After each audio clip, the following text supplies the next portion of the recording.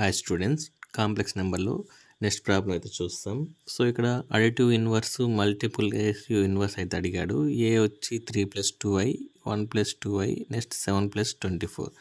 First ఏ find out చేస్తాం. 3+2i into 1+2i. So let z is equal to 3+2i into 1+2i. So ఇది multiply చేయండి. 3 into 1 3 plus 3 into 2 6i plus 2i plus 4i square. ఓకేనా? So మనకు సిన్స్లో రాసుకోండి. i² కనపడే ప్లేస్లో -1 apply చేయాలి. So ఇక్కడ చూసారంటే 3 plus 8i plus 4 into -1. So దీన్ని ఎలా రాసుకోవచ్చు? 3 plus 8i minus 4 అంటే మనం ఏం రాసుకోవచ్చు? -1 plus 8i. సో మనకు z వాల్యూ అయితే -1 plus 8i అయితే వచ్చింది. సో దీని నుంచి మనం additive inverse function find out చేయాలి. సో దేర్ఫోర్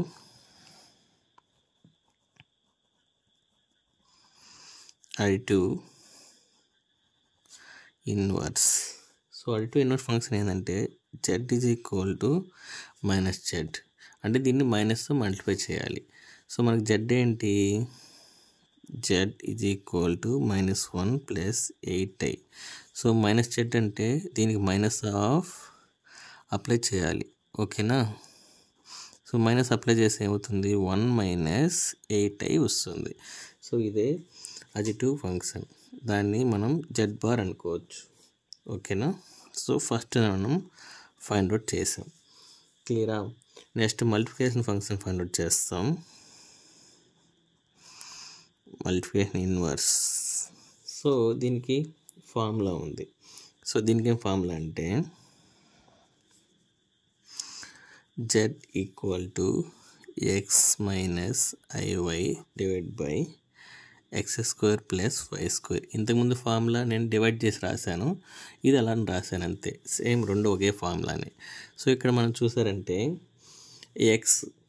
సో ఇక్కడ ఎక్స్ ఎక్కడ తీసుకోవాలంటే మనకి ఇక్కడ జెడ్ ఇచ్చాడు కదా, జెడ్ ఇక్కడ మనకేం వచ్చింది? -1 plus 8 వచ్చింది.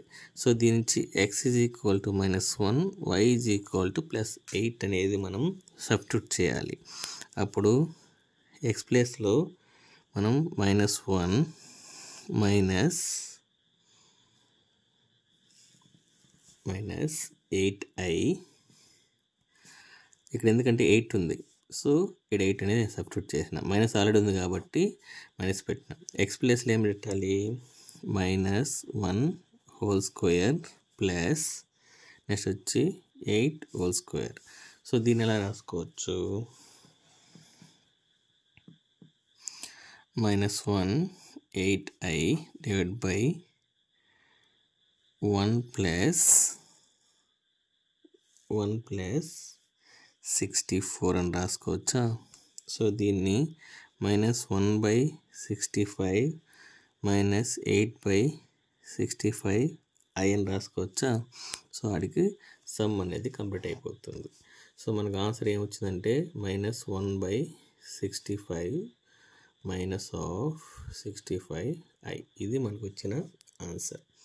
ఓకేనా? ఇప్పుడు మనం బీని సాల్వ్ చేస్తాం.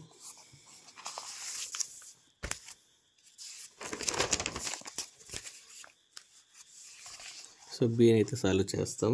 సో బి వాల్యూ మనకి ఏమి ఇచ్చాడు? సో బి ఈక్వల్ టు నేను డైరెక్ట్గా వేస్తున్నా z 7 plus 24i. ఓకేనా? సో మనకి ఇది ఎక్స్ ప్లస్ ఐవై ఫార్మేట్లోనే ఉంది. So no problem. ఇప్పుడు ఫైనల్గా డైరెక్ట్గా సపరేట్ చేయడమే.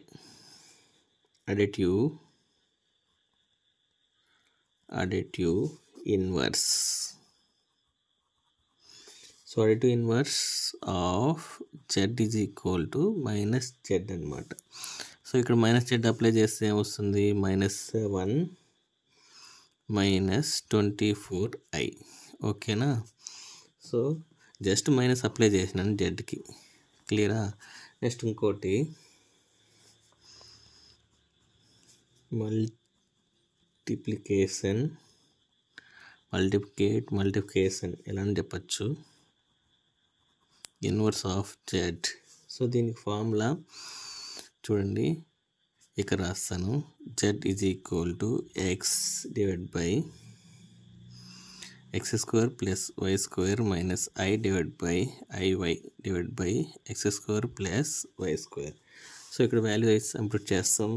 సో ఇక్కడ మనం జెడ్ టర్మ్ తీసుకోవాలి. ఇక్కడ జెడ్ ఏమి ఇచ్చాడు మనకి, Z is equal to 7 + 24i ఇచ్చాడు. అప్పుడు దీని నుంచి x is equal to 7, y is equal to 24. So ఇది ఇక్కడ సబ్స్టిట్యూట్ చేయండి. 7 - 24i divide by 49 plus 7 5 7 6. So నేను డైరెక్ట్గా అప్లై చేశాను. Final answer 24i divide by 625 అని వస్తుంది.